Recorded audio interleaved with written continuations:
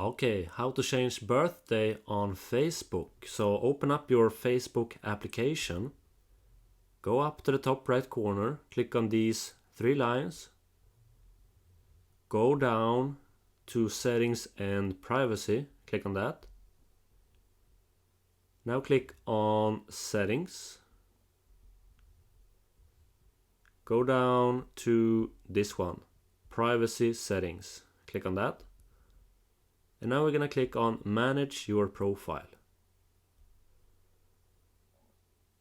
Now go down to this one, basic info. Here we can see our current birthday. So to change your birthday on Facebook, just click on edit. And now you can change your day, month and year. So let's say I want to change my month. I'm gonna choose June. Click on OK, and just check this one. I confirm that I am 36 years old.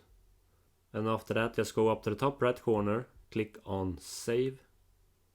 Like that. So comment below if this worked for you, yes or no. Okay everyone, so I hope this video solved your problem. Don't miss out on my latest video right here. Just click on this image. So I hope you have an awesome day. Take care and bye.